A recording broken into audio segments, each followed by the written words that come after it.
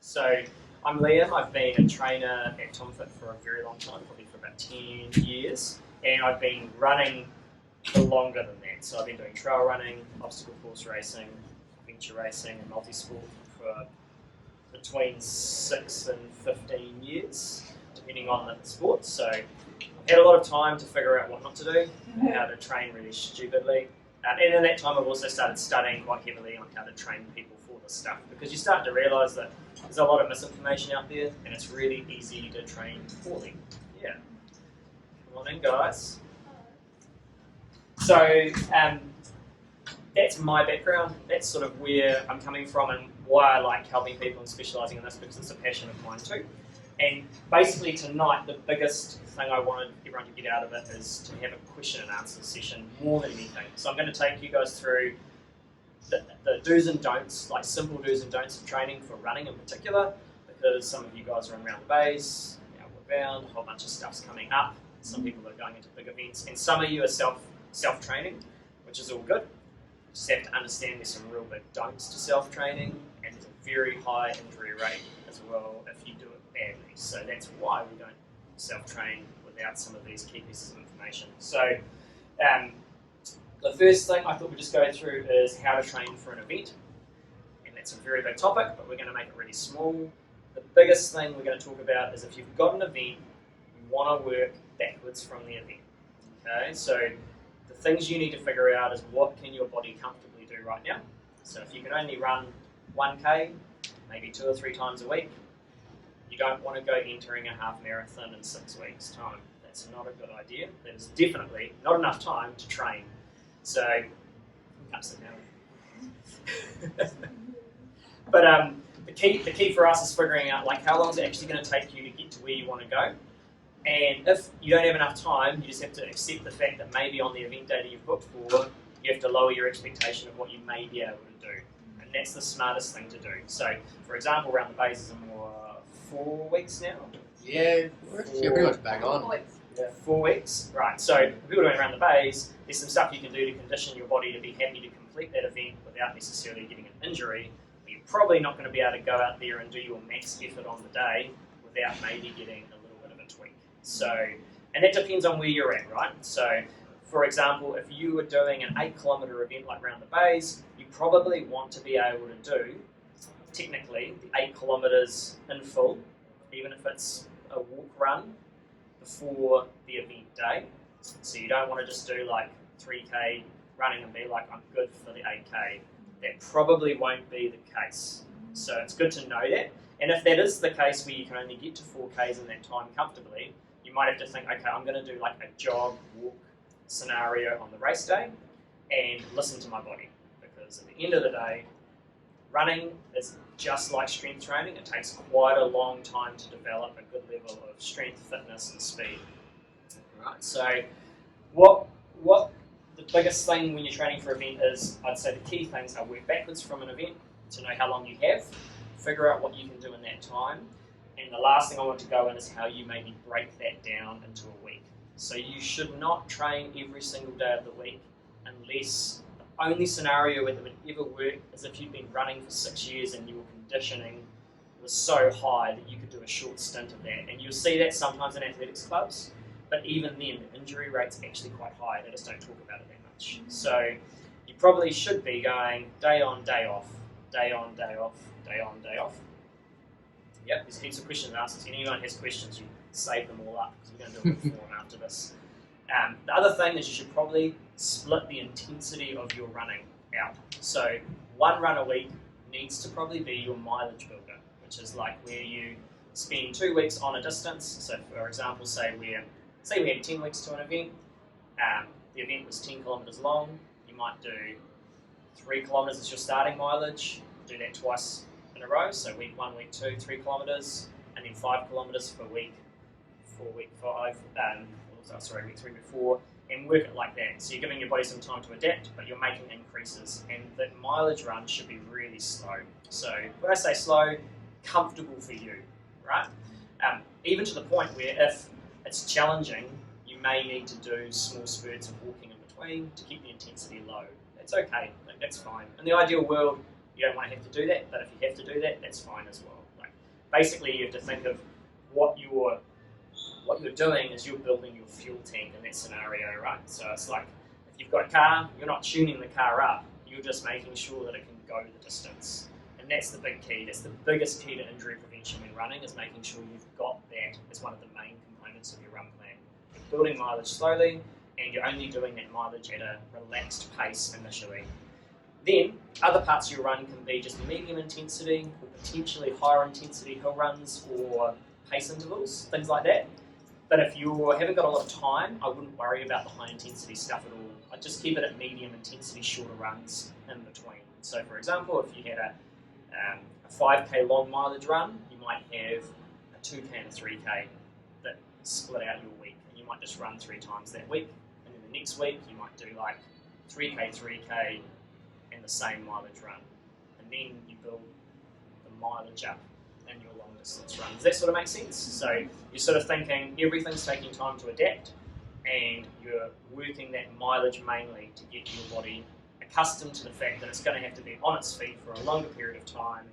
And the reason this all is that you've got 2 main parts to your fitness that you guys will be aware about without going into like the nitty-gritty details. You've got your cardiorespiratory and vascular fitness, which can be the things like your breathing elevating, or just how fast you feel, how much energy you have. That will increase twice as fast as how long it takes for your muscles, tendons, ligaments, and your skeleton system, your bones, to actually adapt to that constant impact of that mileage. So you might think, I feel real fit.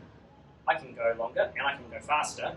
But the reality is, even though your fitness has increased, all the rest of the stuff that's actually holding you together and letting you run, like your suspension on a car effectively, is taking twice as long to actually adapt and get better. And that's why people overtrain, because they go off how they feel. Like they go off how they actually feel running, and then they just increase constantly, and they don't give their body time to adapt. So the best piece of advice I can give is take it slower than you think. Give yourself a longer lead-in time than you think, because at the end of the day, that's probably the biggest thing that's going to reduce your injury. And if you don't have the time, do the best that you can do, but also don't overtrain, because you'll probably get injured again. So yeah. Now the only other things I thought I'd go through before we started to field a little bit of question answer, because I'm sure lots of you guys have specific questions, and I think that's the best use of the time, because otherwise I've gone a rant about something that no one cares about. Yeah, exactly. I'll get all sciencey and geek out on you guys. What shoes and clothes to wear? So get fitted for good running shoes. There's obviously lots of different views on this. There's barefoot running, there's obviously trail running, there's people that are called brand whores like Braddock. But at the end of the day, you need a shoe that's going to fit you well, because you're spending a lot of time in running big races. You could be doing 40,000 steps in a race. That's a lot of impact. So you need to make sure your feet are happy. So get fitted for a shoe. Get fitted early, so you train in that shoe. Don't get a new shoe for race day unless it's exactly the same shoe as you're wearing in training. And even then, don't do that. Still do it a few weeks before. Clothes, a good pair of running socks actually makes a huge difference. So it's worth getting a good pair of running socks, and again, train in them, because sometimes cotton socks are shitty. They get wet. They make your feet wet. You get basically soggy skin and blisters. Like, there's reasons people wear good equipment, so do wear good socks.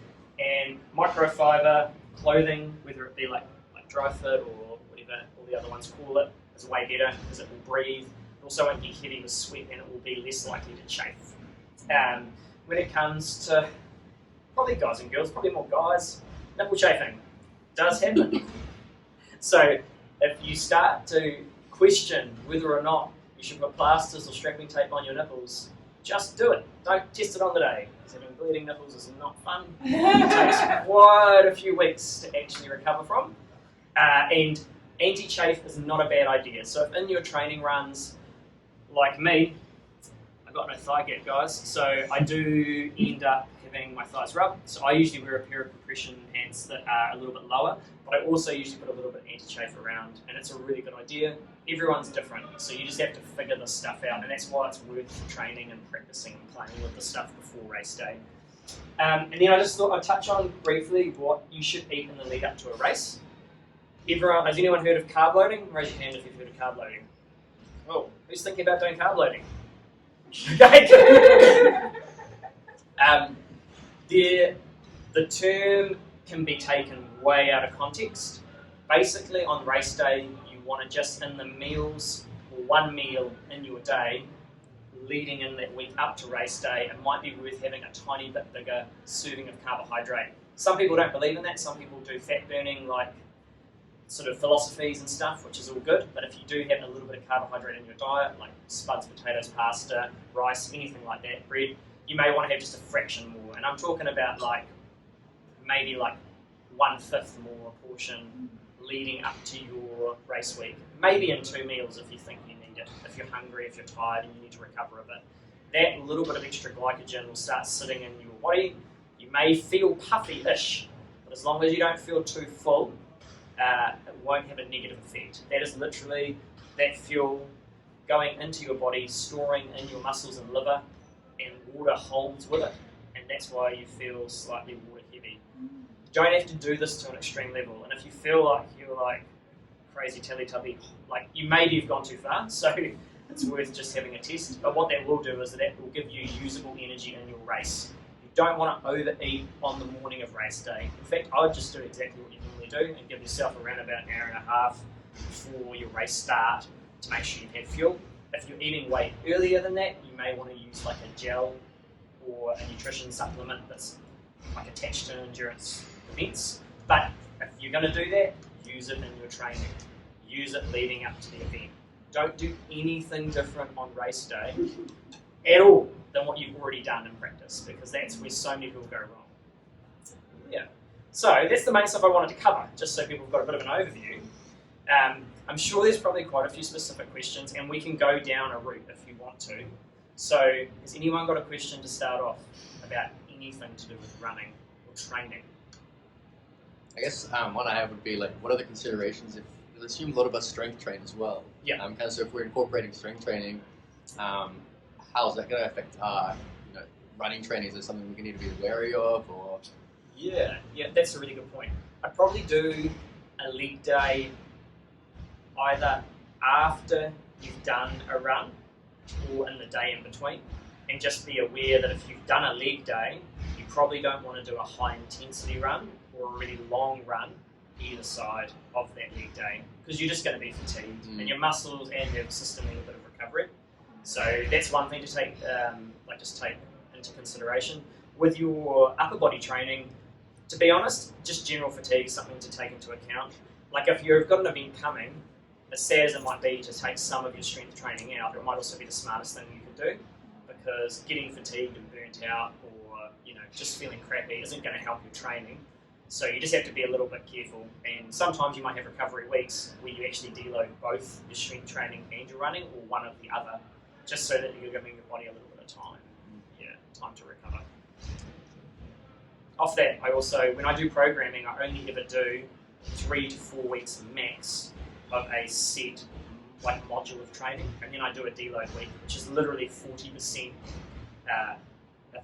deload in mileage. So say you did 28 kilometers in a week, if you're a relatively experienced runner, I would probably only give like an 18 to 20 kilometer week on your deload week, and keep the frequency pretty similar with runs, but all the runs are a lot lighter, and all just relaxed runs. So that's how I deload, and I always would do that all the time. There's like no exception how good you are, how conditioned you are. And so, Is that every 4 to 6 weeks? No, every 3 to 4 weeks. Every 3 to 4 I never make a module more than 4 weeks long, only because there's a lot of stress involved with running and run training, and I don't think people realise that. Because if you think about it, strength training and running is all the same in a sense, because you've got a stimulus, so you've done something that your body's unhappy with, and then you need a recovery period, and you adapt past that point to be better. And whether that be with your respiratory fitness, whether that be with your vascular fitness, your endurance, all that stuff still has to be taken into account. and if we're working on like a shorter time frame for an event, Yes. so I know that you wouldn't generally recommend someone jumping into an event with a minimum of 6 weeks, I think you said. I said I don't usually build plans less than 10 weeks Less long. than 10 weeks. So say theoretically someone was silly enough to do one in less than that period of time. Yes. Would they still look to implement a deload, or would that almost you might not have the time. You might not have the time, but also if you're in that position, the way I program people would be a little bit different to what I would do for someone that had a longer period of time, because those modules, whatever they are, have an intensity to them that has to be deloaded. Whereas if you knew you only had 6 weeks to do something, you might have to take it a little bit lighter.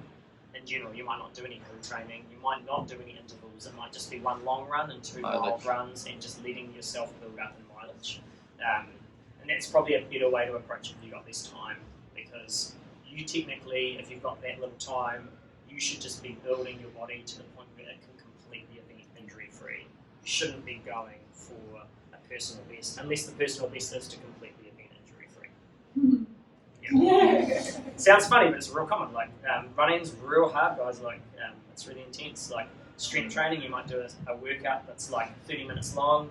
Probably 10 minutes max of that would be active set time.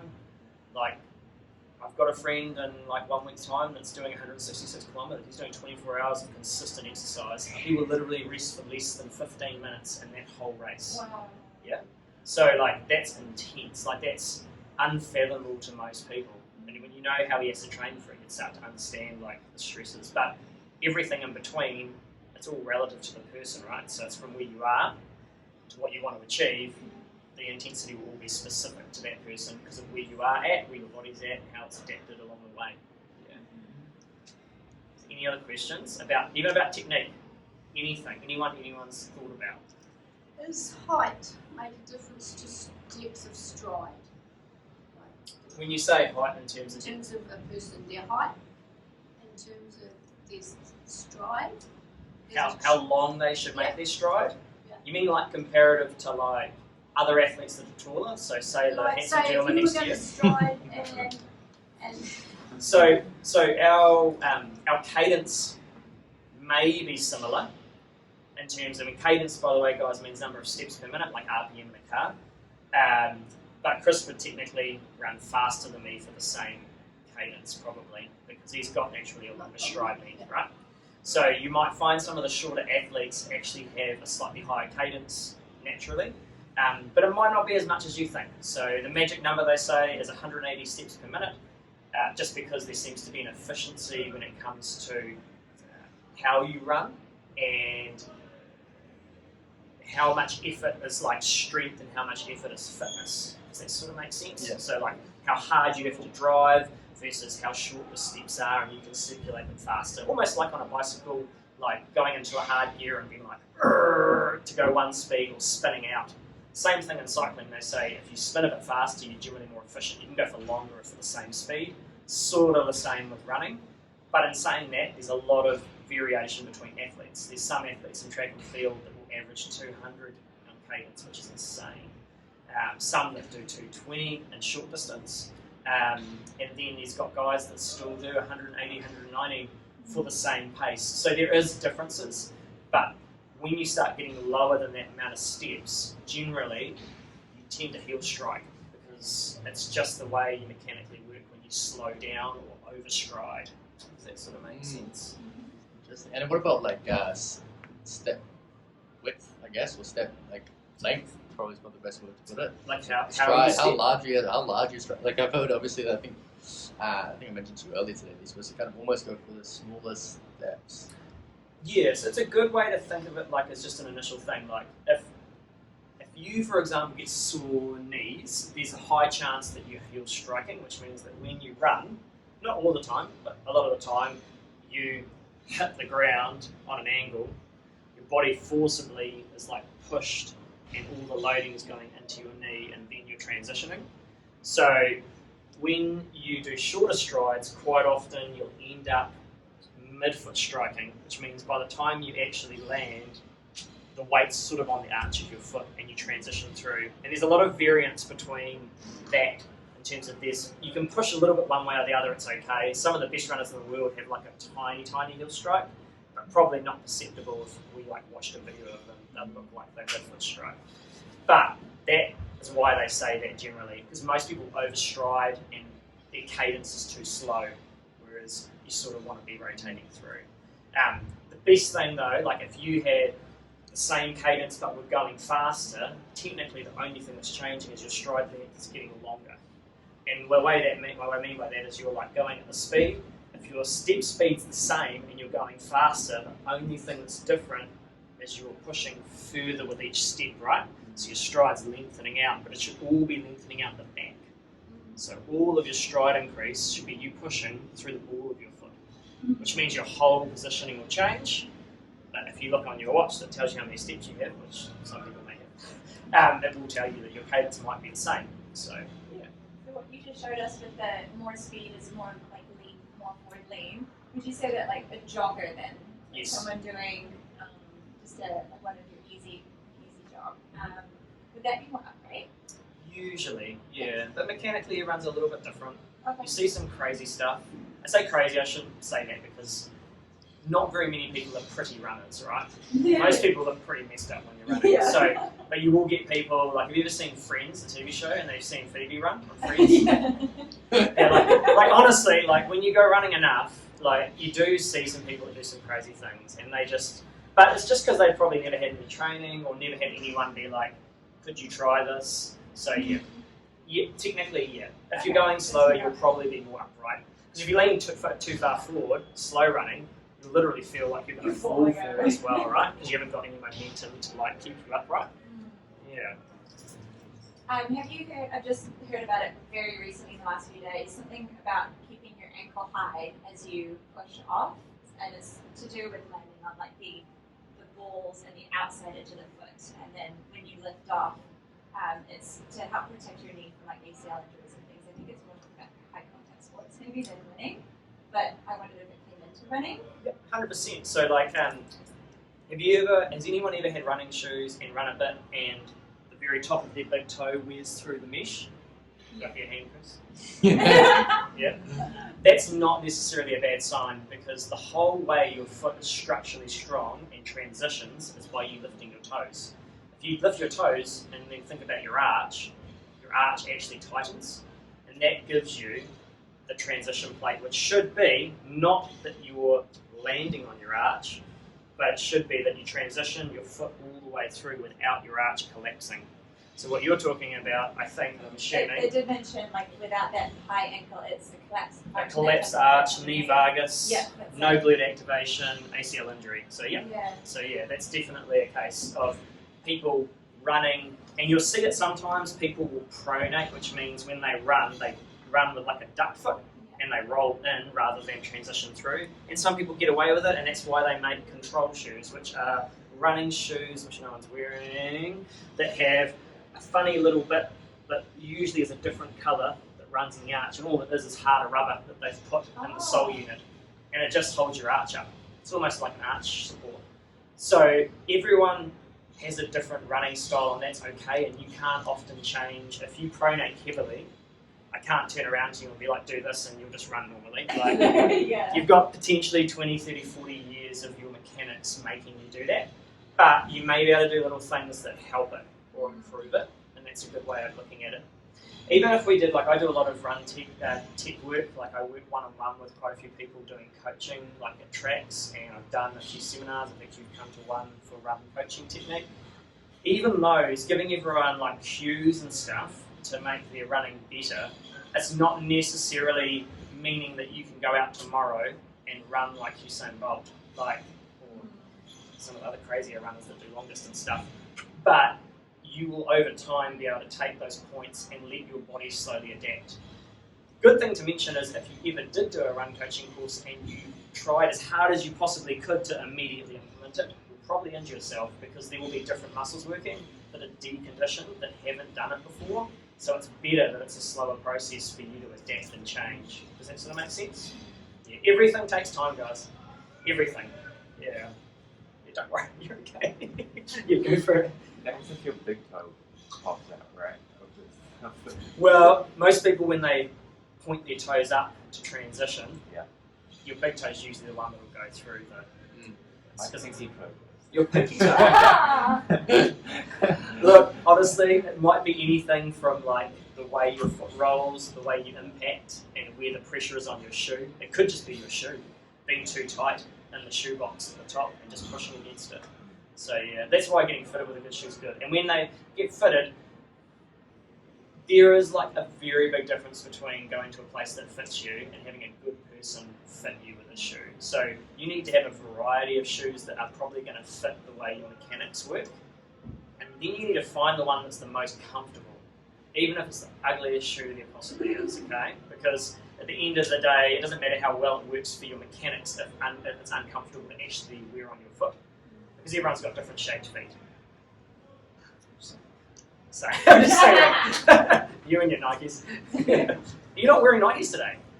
No, I'm wearing casual. Social event. Do you want me to ring them and tell them? They might get really upset with you. You're like their number one like. Same purpose then. Two events for you. You go More first. special. What is a good combination of like sprints, interval, endurance? It's a really good question. So I sometimes phase things. So I will do a 3-week period where you might have some hill work and some what's called threshold training, which can be a variety of higher intensity runs done in a variety of different ways. You always usually have a mileage builder coming along one of those days that's increasing your ability to run for longer. But I wouldn't do 2 of those. I might do 1 high intensity run, whether it be hills. Unless you're advanced or you've run quite a bit, not very often would I do 2 of those in a week. Unless your overall, what's the best way to explain this? If your overall mileage is just low on purpose, so say for example someone said to me, I'm already at the max distance I want to run, but I want to run faster, I would probably still build them up a little bit, and then I might level them off, but I might put a little bit more intensity into their speed work training. Does that sort of make sense? But a good rule of thumb for just general people is don't do more than 1 hard, intense, fast run a week. And remember, it should be at a lower mileage than your long, slow distance run. Yeah. So does that answer it, sort of? Yeah, I also have another question. You can go for it. How do you deal with like, if you have a time, say you have like 30 minutes in which you've got to run a certain distance? I struggle with the fact that I'll start running and then I'll like get tired, so I start walking, Yes. and then I panic, and so I look at the watch and I'm like, oh my god, so I've got to sprint, and then I get tired, and I'm like, so it's not consistent, and I'm Yeah. All of the stuff I'm saying, which probably sounds pretty like, oh my god, I'm just throwing the rule book out here, like I can't do anything. But no, it's not like that necessarily. Anything you do will still have benefit. You just don't want to overload your body is the key thing I'm trying to say, which is what people usually do by condensing too much frequency or too much intensity into like single weeks. Does that sort of make sense? So don't worry too much. The thing you might need to do is actually figure out with your pacing how you can change your pacing during your run to create a recovery period. And that might not happen immediately, but you might find over time, even though you feel like you're running really slow, if you do a minute of that, you might actually be okay to not have to walk, and you can sort of ease into a slightly longer pace or slightly longer stride. Does that sort of make sense? yeah. Yeah. I have a chip in my shoe that does the cadence. Does the cadence for you? Yeah, so when I do my run, it will tell me when I'm doing like a particular faster cadence. You can be like real geeky like me. I sometimes run with a metronome. You don't know what a metronome is? Yeah. My watch goes, so every 4th step it vibrates and makes a sound. So it's like 1, 2, 3, 4, 1, 2, 3, 4. Like actually, yeah. Sometimes I'm running and I'm like 201, 2, 3, 4, 5, 6, and then I'm like, hang on, I shouldn't be counting.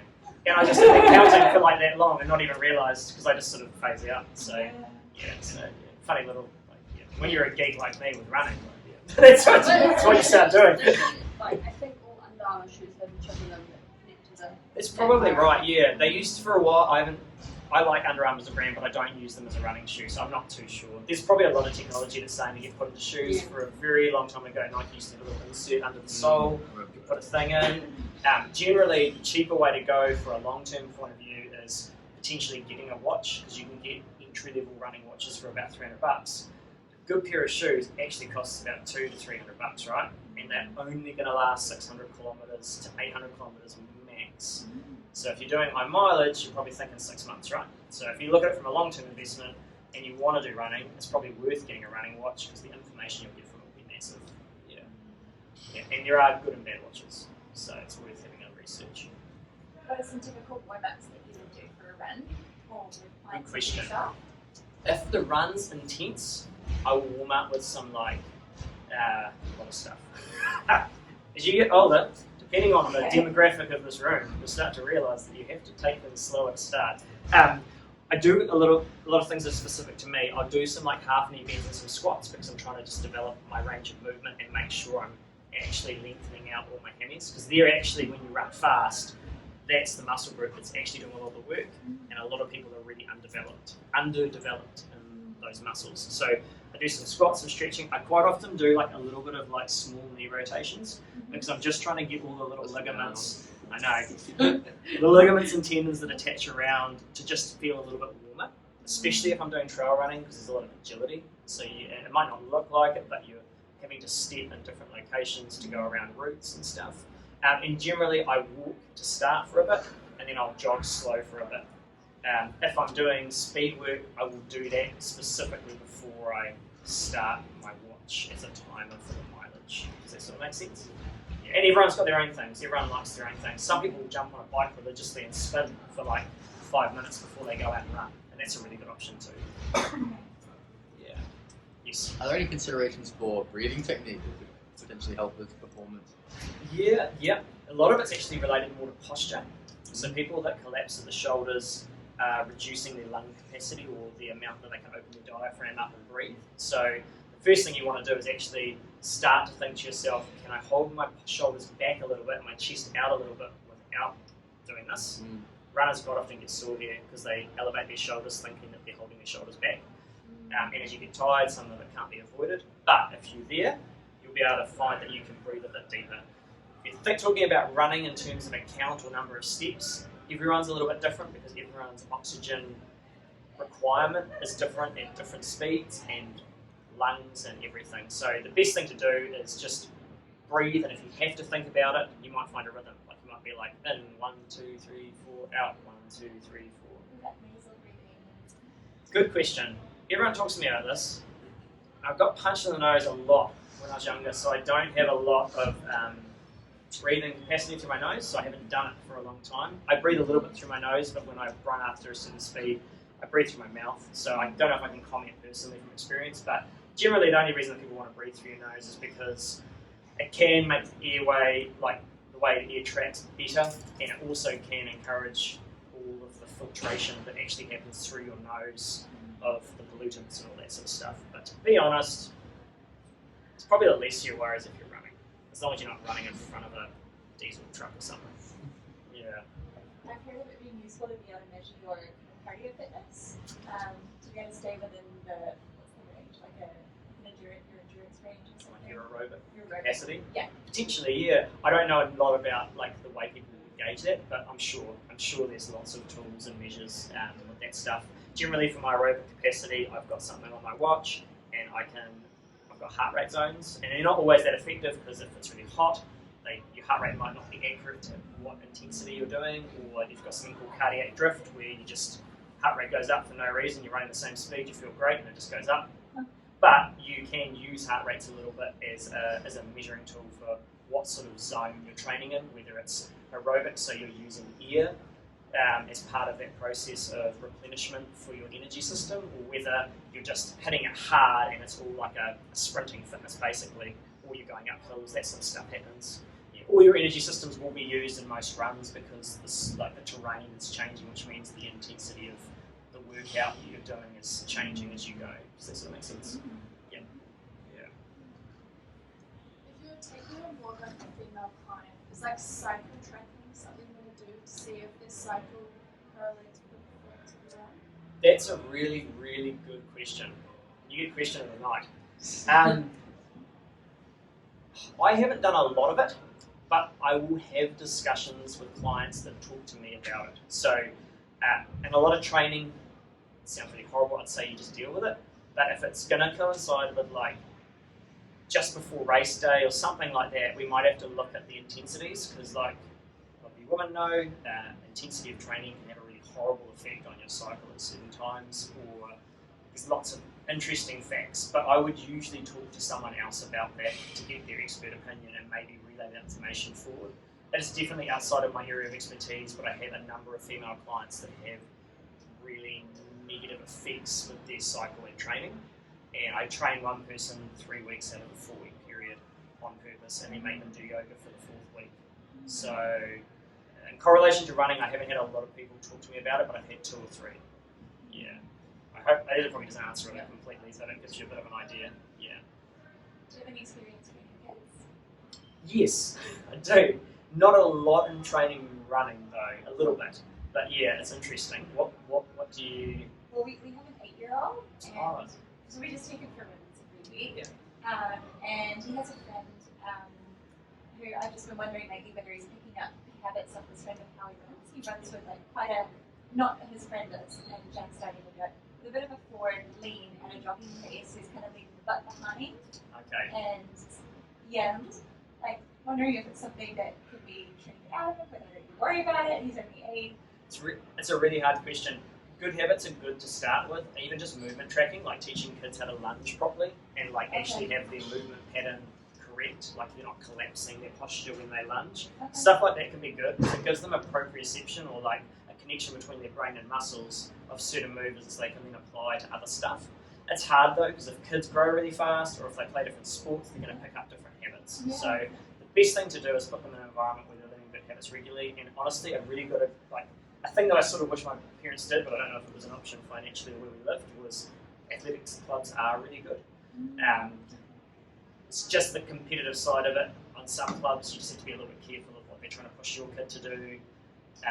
Most clubs are really good, and they will listen to you and just do what they need to do to have like a really good development. Okay. Yeah, it's good to be with other kids as well. Sometimes it can be boring having some adult telling you what to do. Yeah. Yeah. As you probably experienced. Is there anything else, guys? Yeah. Yeah, do you have any advice on like stretching around like when to do it? Yes. Straight after a run before. Yeah, don't stretch before.